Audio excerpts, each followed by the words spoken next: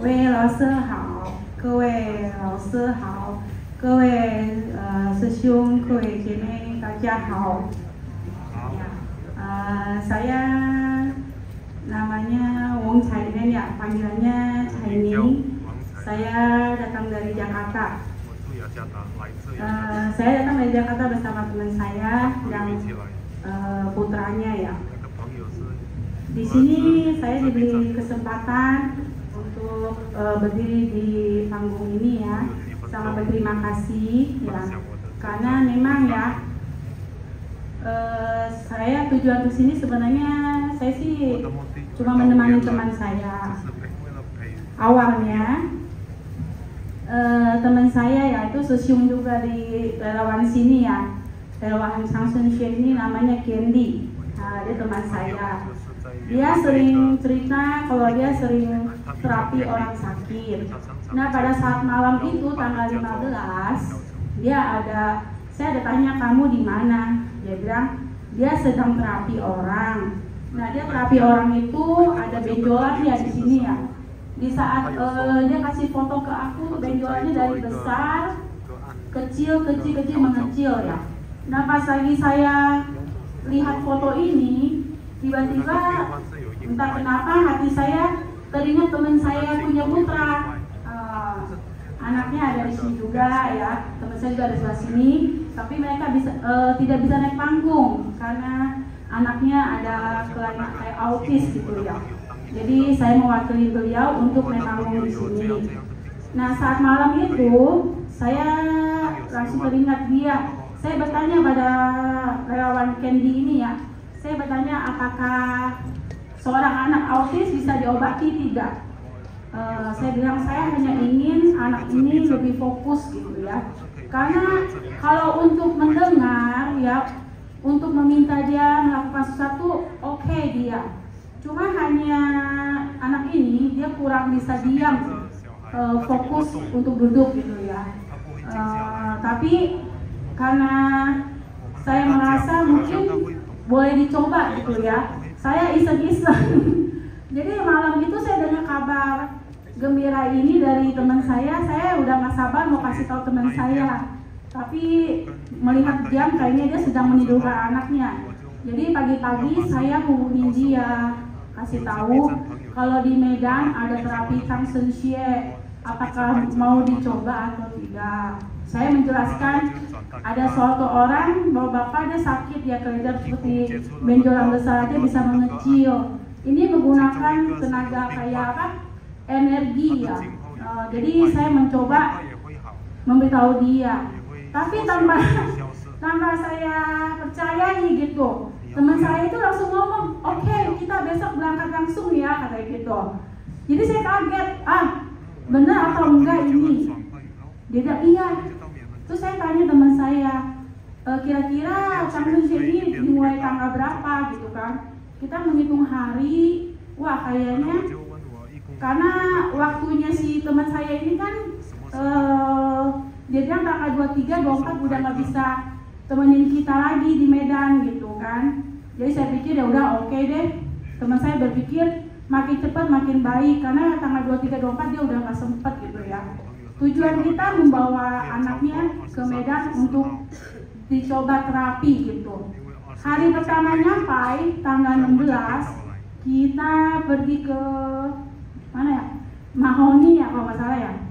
Ya langsung ya kita sorenya itu terapi ke Mahoni. Pertama terapi itu anak ini penuh dengan berontak ya. Dia tidak mau menerima, sepertinya sulit sekali saat itu menenangkan dia. Nah hari kedua agak lumayan ya. Jadi hari ketiga di situ juga kita ada melihat perubahannya gitu.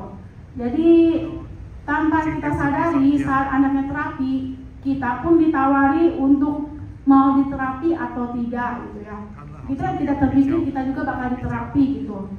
Saat saya melihat teknik mereka itu menggunakan hanya 2 tangan gitu kan. Saya memperhatikan mereka ini menggunakan aliran seperti terapi dengan hawa ini apa? Alam semesta seperti apa? Aliran positif gitu ya, energinya tuh kuat sekali ya.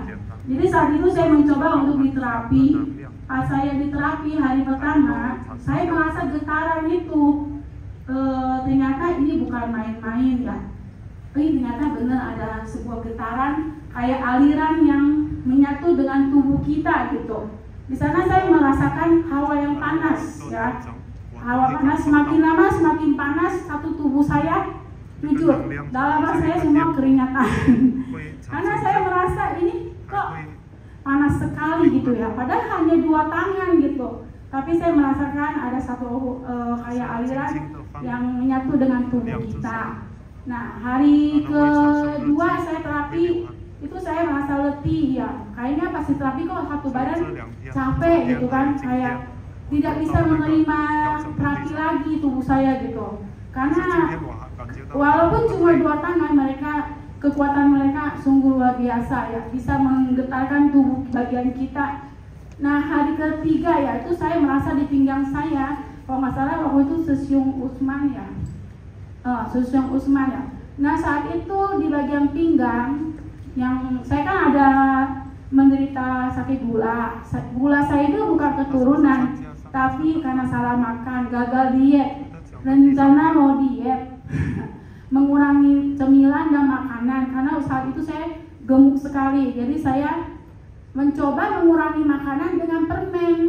Nah, permen itu pedas sekali ya. Permen itu sangat pedas, saya pikir itu tidak ada gula.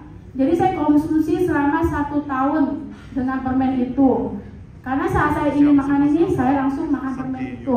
Saya mau makan apa, saya makan permen itu. Tanpa saya sadari dalam 1 tahun, saya terkena gula. Dan itu bukan keturunan. Sampai sekarang saya mengkonsumsi obat ya. Nah, saat Sesiung Usman memegang pinggang saya ini di bagian sini, itu saya ada satu getaran ya. Getarannya kayaknya pas kena ke inti dari sakit gula saya itu, di sasarannya, titik sasarannya gitu. Itu saya merasa nggak enak sekali, kayak ada satu tekanan gitu. Namun tanpa saya sadari agak enakan ya, jadi saya juga nggak gitu capek. Dan saya heran, walaupun 1 hari gitu duduk menemani teman saya juga tidak merasa capek ya, dan tidak ngantuk. Biasanya kalau saya duduk saya suka tertidur gitu. Di sini saya juga ada kemajuan ya. Melihat kemajuan dari anak teman saya juga sangat senang. Kenapa?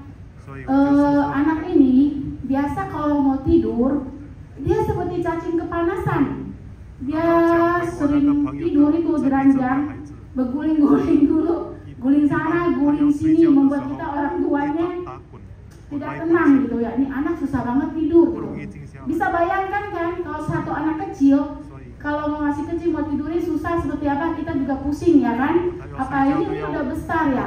Ini perjuangan seorang ibu dengan kesabaran yang sangat tinggi ya. Saya melihat ini, saya sangat terharu sekali ya. Kasih sayang mamahnya itu gitu dalam terhadap anaknya ya. Anaknya usianya 11 tahun. Ya kita bayangin, dia masih tidur seperti anak kecil yang susah diatur untuk tidurnya.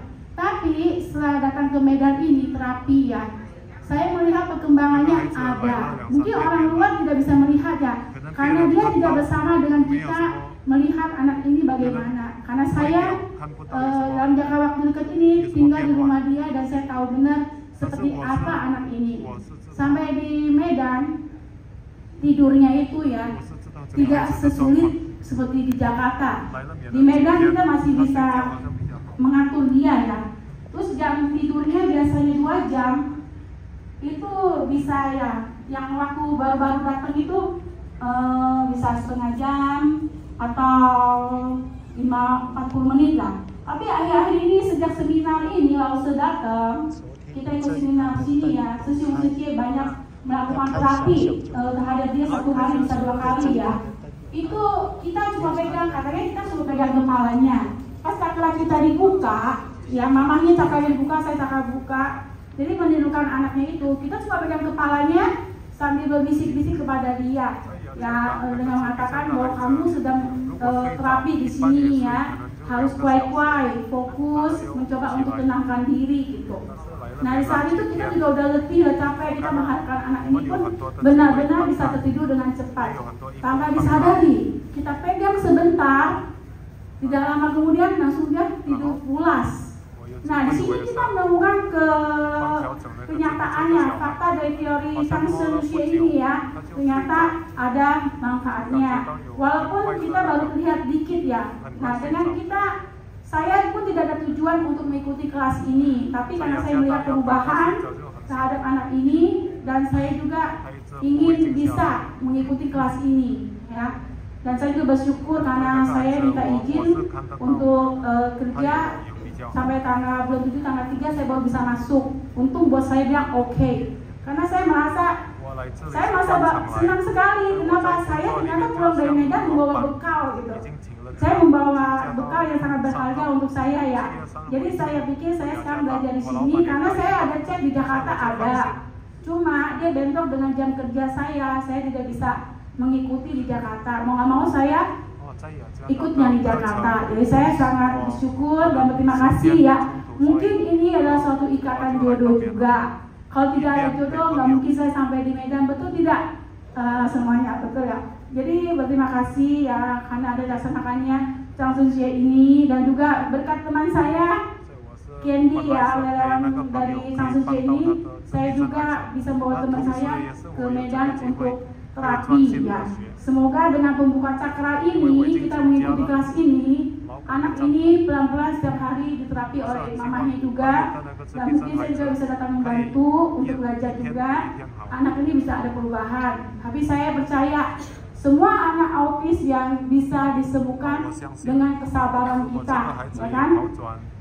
Ini sekecil-kecilnya, sedikitnya kita bisa melihat ada perubahannya, dan tata cara dia menjawab kita pun sudah berubah. Yang tadinya jawabnya mau-maunya dia, sekarang misalnya kamu tolong ambil ini. Iya, dia bisa ngambil. Kita minta apa, ambil, dia bisa ngambil gitu. Jadi di sini kita terharu ya. Oh, ternyata memang ada perubahan ya, nggak sia-sia gitu. Jadi kita pun berharap dengan kelas ini, dengan ilmu ini kita bisa juga membantu diri kita sendiri, dan kalau ada waktu kita juga mengikat jodoh dengan orang yang membutuhkan bantuan kita. Ya, jadi mungkin orang kasat mata lah melihat ini cuma 2 tangan doang, ya kan? Tidak, apakah mungkin bisa menolong, ya kan? Mungkin orang ada berpikir begitu, tapi setelah kita lihat, kalau bisa kita ikuti, mungkin kita bisa merasakannya. Karena ini semua tidak bisa kita cuma lihat dengan mata kita harus merasakannya sendiri, ya kan? Kalau kita ngomong mungkin orang nggak mungkin percaya, ya kan? Mustahil. Tapi ini memang kenyataannya, ya kan? Jadi saya berharap semua di sini tahu kelas ini sangat baik dan luar biasa.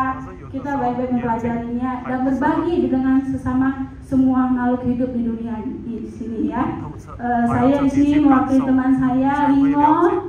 Ya, berterima kasih kepada relawan Candy dan juga Wei Laosi, Kewe Laosi ya, Kewe Sesungguh Jemai sudah membantu. Terima kasih banyak ya. Terima kasih.